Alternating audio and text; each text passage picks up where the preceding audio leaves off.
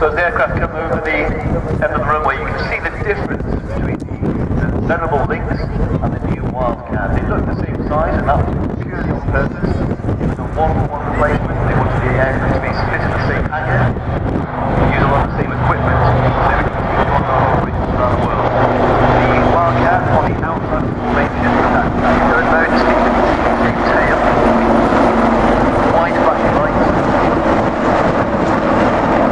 Very similar. The big differences are the Lynx has that radar under the nose, so it's so forward looking, whereas the Wildcat has the same setup, but it's a 360-degree radar looking all around below it. So, it's really impressive. This Lynx Goodwin in this muscle biplane is special. Very different things from this one with an outstanding power to weight ratio, and while the Royal Navy may have retired its Sea Harriers, we still get a bit of fixed wing hovering action in today's display, courtesy of Vixen is on the top there.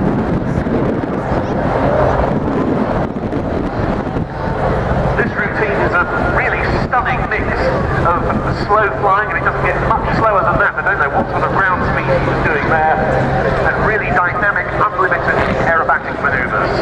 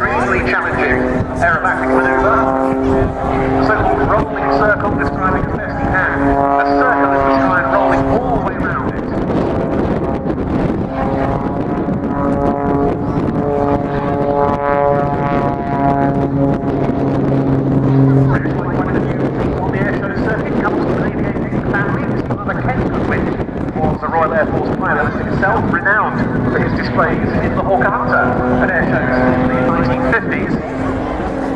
Rich followed his dad's footsteps when they got appointed as young pilot in the RAF, taking part in the First Gulf War in 1991. Well, here we see a brief pause in his display as Rich positions.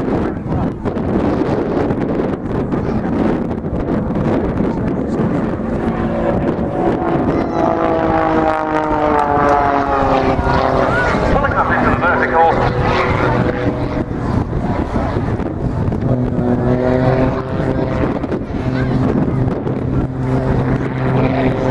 Gradually bleeding off as he gets to the top into a taut roll where the aircraft falls backwards, rolling as it goes.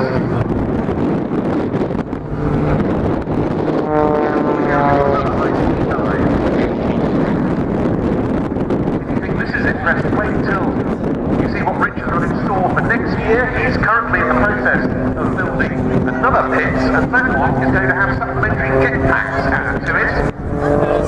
That really will be a first for the airshow circuit.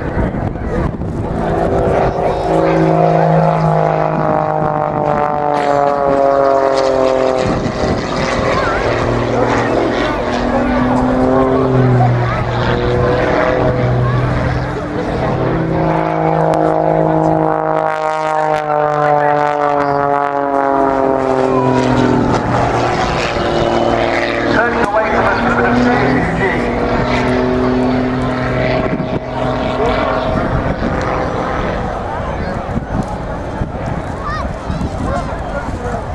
What a fantastic scene.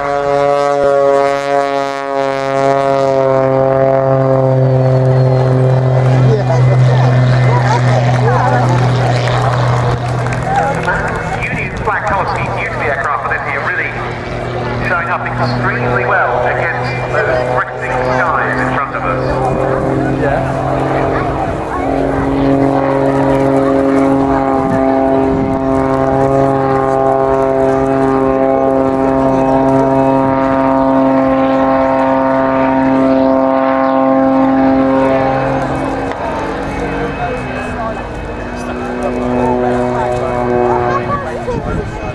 A one rotor span.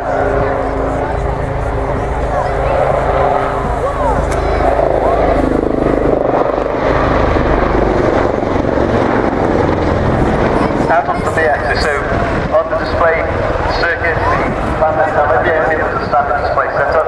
The B-axis is a vertical line that runs from crowd centre all the way out and away from the ground. The display line runs parallel straight together, like very close to the crowd centre. And the aircraft can reform into that formation of echelon left.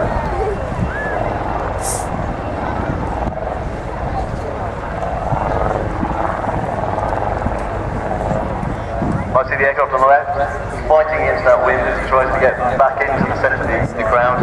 As I said, the slower the aircraft went forward, we're fight into that wind. So they rejoin the echelon left and coming back in towards the ground. So the Wildcat helicopter, brand new to the Royal Navy, taking over from the venerable Lynx. As we said, the airframe and the engine have been much upgraded. The avionics inside are world class. Wildcat can do what the Lynx did in 2 hours, Wildcat can do it in 10 minutes. Phenomenal radar feed, 360 degrees looking around, soaking up huge amounts of information on targets, shipping, whatever it needs to look at. Combine that with the camera on the nose, which can, on a good day, we can identify a ship to its right.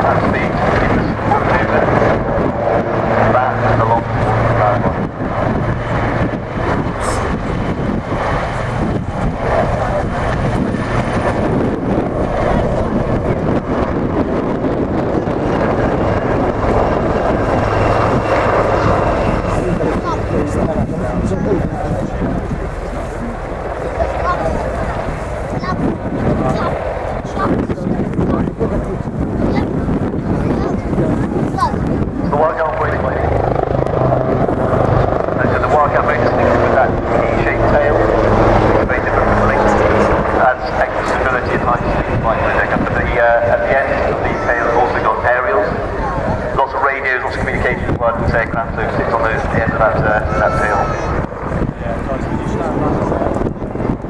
We go ready for the cloud end, for a fast pass at ground centre, so again get your hands ready.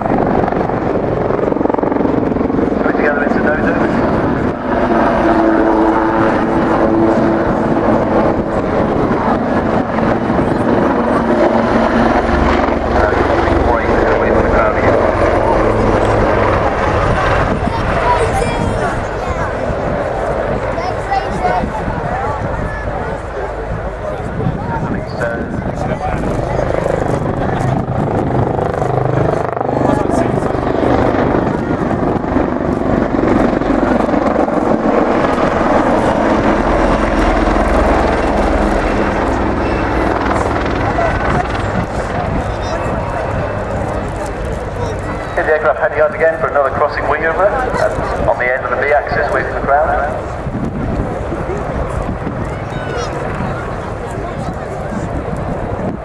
Nicely across, running in.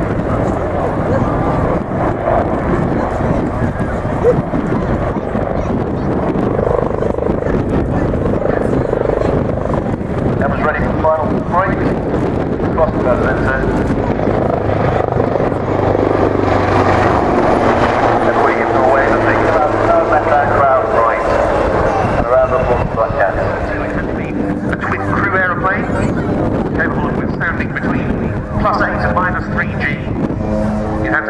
Takeoff and landing Bronco, and it entered service with the US Air Force First Fleet and then the Marine Corps in time for duty in the Vietnam War, and it was for its part in that conflict that the aircraft is perhaps best known, hence some music from the era.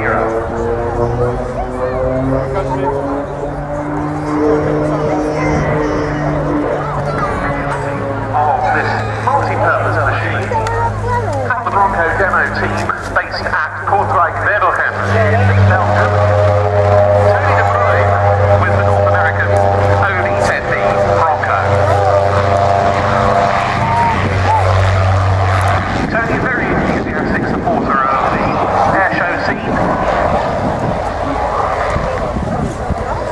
and getting in his display just as the weather takes a slight turn for the worse.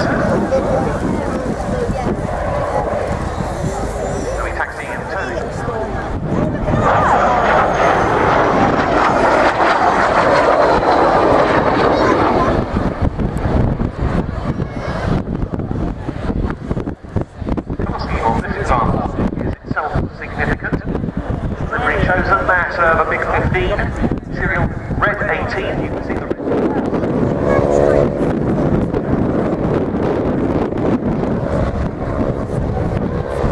There's a good chance that it positions in front of us to get a first look at that very distinctive supermarket trolley style mastering undercarriage. Well, yeah, they're not only going right, this is the rolling test.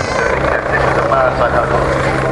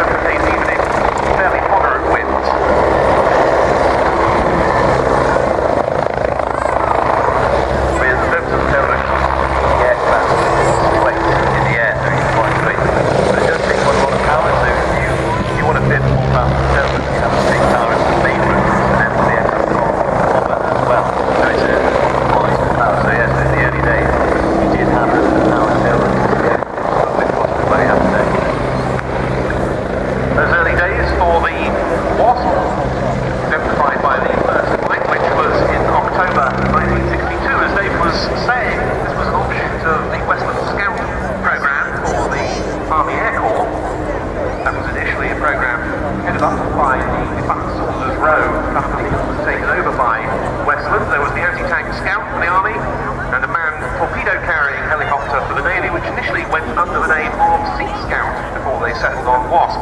And it's interesting, this Typhoon, that it had no sonar. It was largely seen as solely a weapon carrier platform, being sent directly towards its target by its parent ship, by the other vessels, or indeed the classic AS-3 submarine helicopters or attack enemy submarines.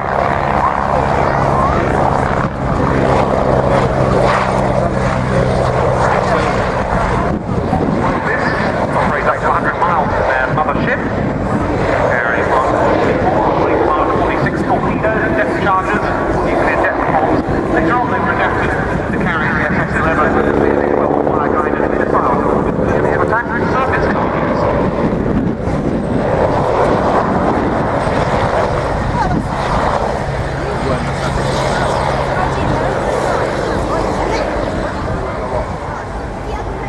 This aircraft is quite instrumental in the design of how we operate on ships as well. The motor blades have what we call a sub-fin pitch functionality, which allows the rotor not just to lift the aircraft into the sky, but also into the deck, push the aircraft onto the deck so it can pitching rolling dead.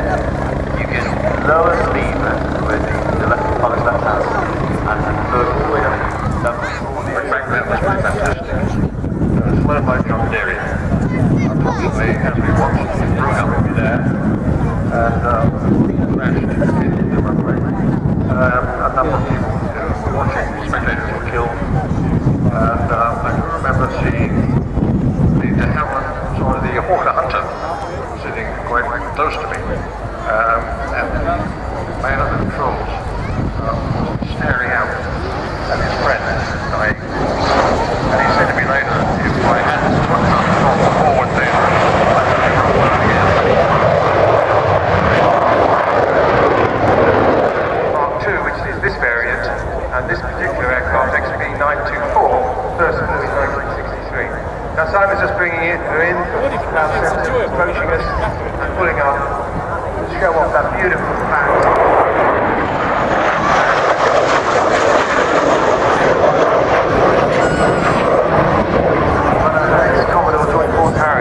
I agree with that. We're parked at the airport, so we'll be B-35. At the moment, the Navy has got F-18 pilots keeping their hand in and carrier operations when that starts. And of course, the F-35 are in the country. We'll be a partner in a couple of weeks' time to show off that. It's not the end of the story, no doubt, but the first one will be a few weeks. So Simon will be repositioning for top pass.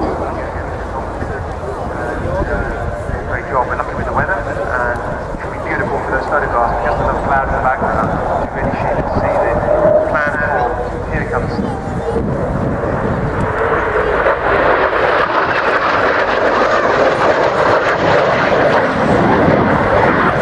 Memorable experiences of flying Seafire, the Vampire.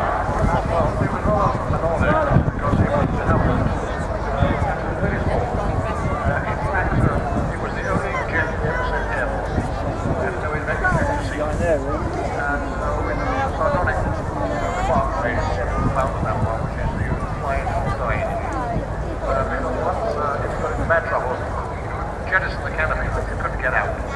The slipstream would shove the pilot back in, so it stayed here.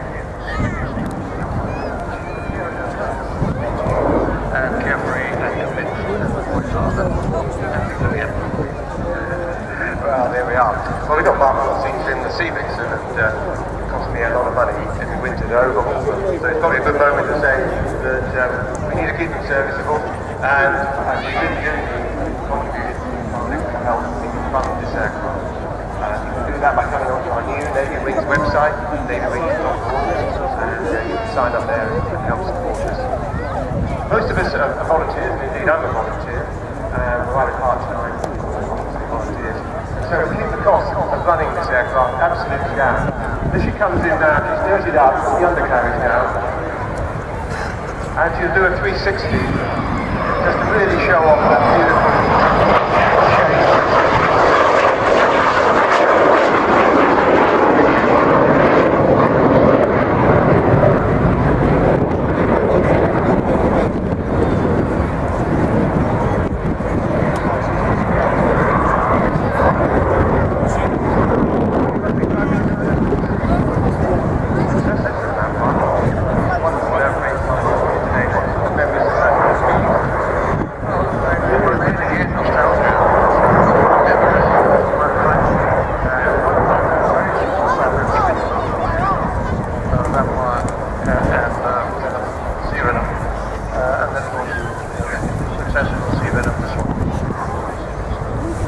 course, it was Seafire that Winkle Brown did his first ever jet deck landing.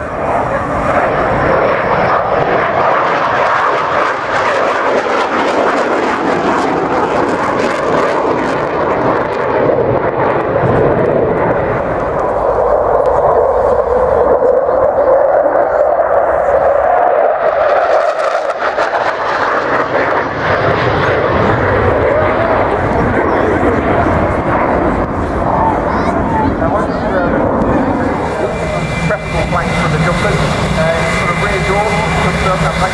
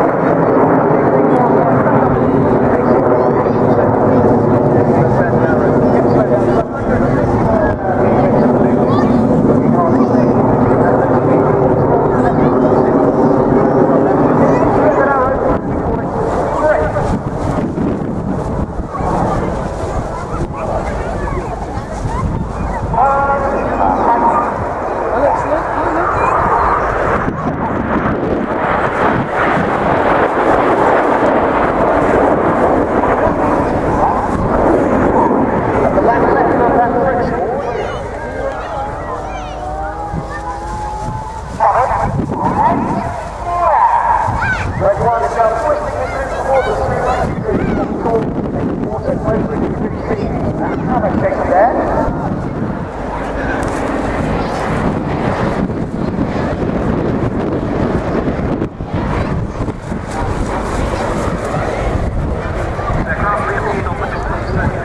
It's in the markings of a Swordfish from a 20-day left on them, which participated in the successful attack on the Denmark. Within the commentary box, someone who knows the fish very well indeed, Royal Navy Historic Flight pilot, Lieutenant Commander Simon Wilson. Simon, very nice to see you.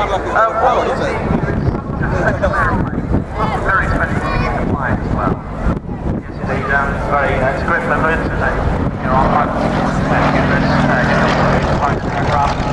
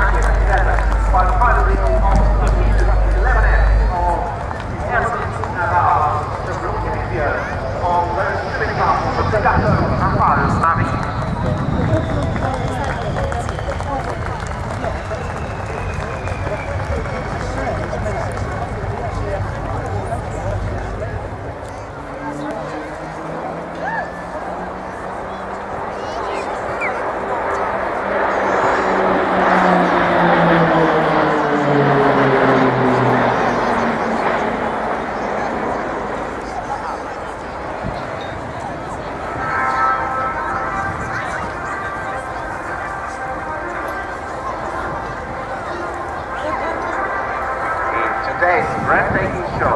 Main parts are laid by. Formation leader and team commander, Major Darius Stahurski. Left wing, Captain Robert Paciore. Right wing, Lieutenant Krzysztof Wysakowski. Second right wing. Proper performance formation. Test the excellent training of the pilots.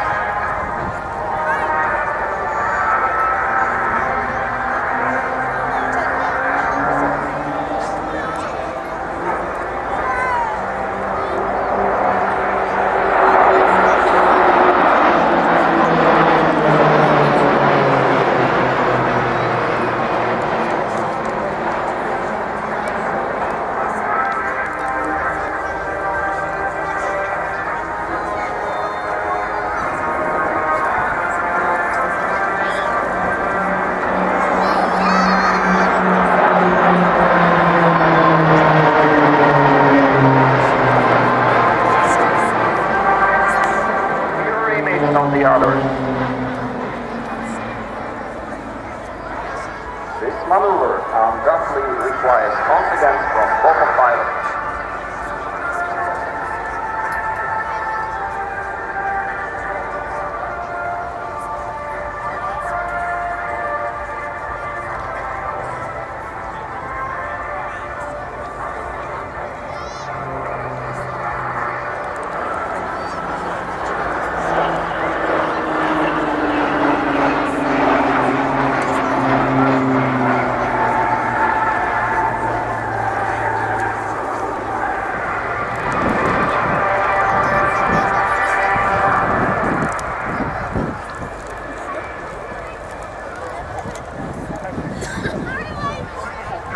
Sally B. If you want from the good, and walk straight, yeah, and I'll go big good apart. That way, and go straight out to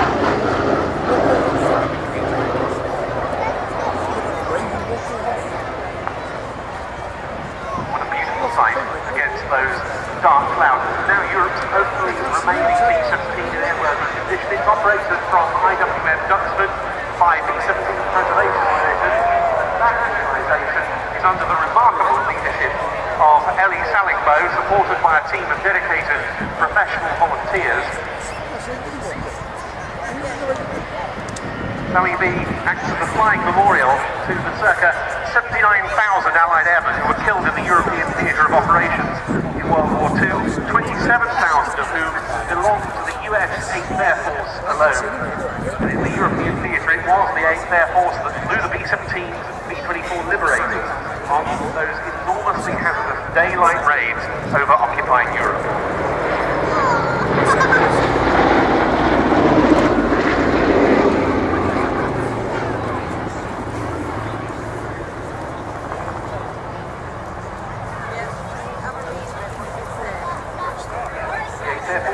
Based in East Anglia, and around 2,000 B-17s been decorative displays and fly paths. And the fact it's achieved all of this is incredible when you consider that operating an aircraft like this in private hands is such an expensive business.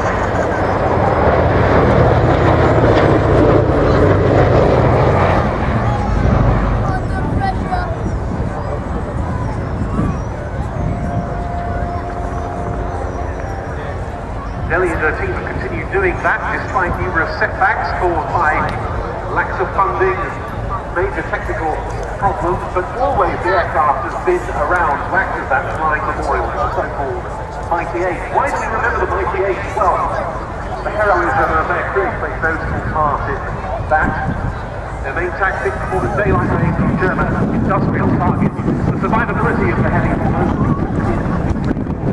when long-range vessels like the B-17 Thunderbolt, B-54 Mustang became available and were able to accompany the bomber all the way to their target, but lots of still grievous, not least to the danger of black. The chances of those crews completing their full combat tour of 25 missions were very low indeed.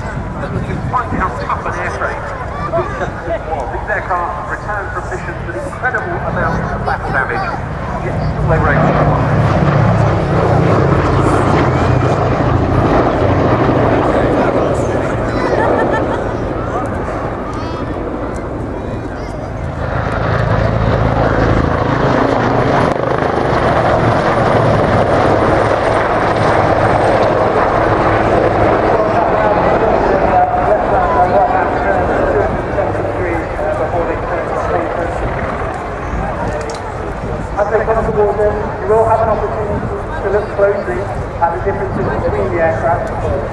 And even though they are small, they are still very loud, so you get a break from my voice, so they clear off and reposition, and with a bit of luck, like that, everything's good.